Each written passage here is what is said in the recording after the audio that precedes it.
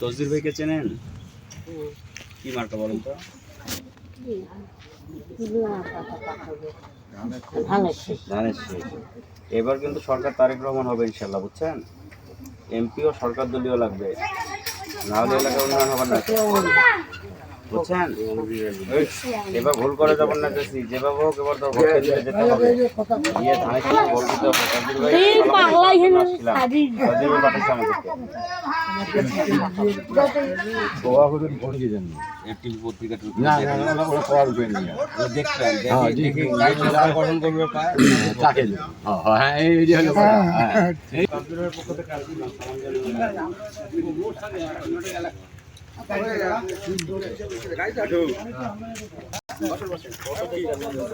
ছবি তুলবেন না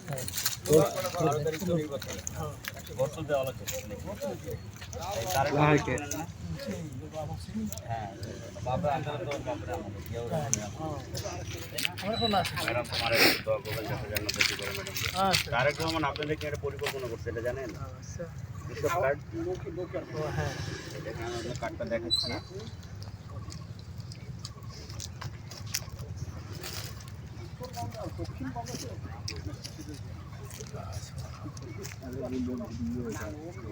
এরকম একটা করে কার্ড পাবেন আপনারা।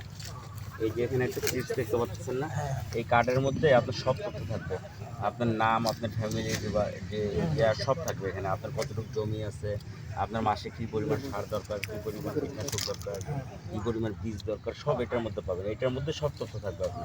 আপনার যদি কোনো ঋণ দরকার হয় তাহলে এটা কৃষক কার্ড দেখালে এর মাধ্যমে আপনার সব তথ্যের মাধ্যমে আপনার ঋণ পেয়ে যাবেন আপনি। শুধু সুবিধে। হ্যাঁ হ্যাঁ হ্যাঁ, এটা করছে, এটা তারেক রহমান হচ্ছে সরকার গঠনের পর এটা চালু করে দিল। আর গৃহিণীদের জন্য ফ্যামিলি কার্ডের নাম শুনছেন না? শুনছি। এই কার্ডের মাধ্যমে প্রতিটা পরিবার, এটা আপনারা আবার পাবেন না, এটা চাষিরা, ঠিক আছে? এটা প্রতিটি পরিবার 2 থেকে 2,500 টাকা করে পাবে, অথবা 2 থেকে 2,500 টাকা সমপরিমাণ খাদ্যশস্য পাবে প্রতিটা পরিবার। এটা ডিসি ইউনো যা এই 2-2,500 টাকা কম মনে হয়, বুঝছেন? কিন্তু একটা সময় যায় দেখবেন আউটপুট পাবে, সেভ করে। এমনি তো সংসার চলবে লেছে না, আবার যদি 500 এখান থেকে ধর 1500 অথবা 2,000 টাকা 500 টাকায় ইয়ে করলো, বাঁচাইলো 500 টাকা করে বাঁচে, কিছুদিন পর সেটা মুরগি কিনতে পারবে, হাঁস কিনতে পারবে, এবং আস্তে আস্তে সে স্বাবলম্বী হবে।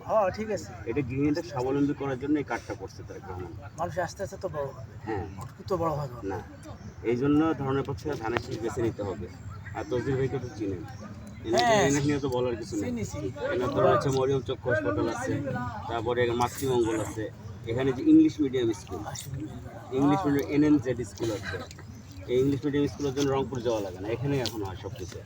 আর এনার তো হচ্ছে টাকা পয়সার অভাব নেই, যে গরিব মানুষের কাঠ মারি খাবে, এই করে খাবে, এটা দরকার আছে? ইনি তো নিজেই ইচ্ছা করলে সব কিছু দিতে পারে, তাই না? ইনি অলরেডি দিচ্ছে। আপনার যেমন শীতে দিচ্ছে, শীতের সময় কম্বল বিতরণ করছে, বন্যার সময় আপনাদের ত্রাণ দিচ্ছে, সব দুর্যোগ আমরা না পাই, যারা পাইছে।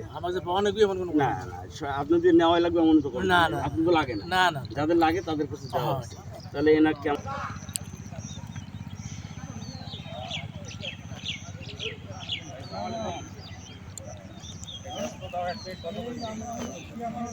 আমরা তো তাজবিরের পক্ষ থেকে আসছি, তাজবির ভাই সালাম ঠিক আছে?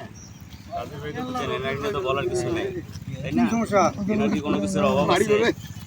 এই তো এমনি স্বয়ংসম্পূর্ণ, তাই না? ইনি শেষ বয়সে আপনাদের সাথে পাশে থাকতে চায়, আপনাদের জন্য কাজ করতে চায়, ঠিক আছে?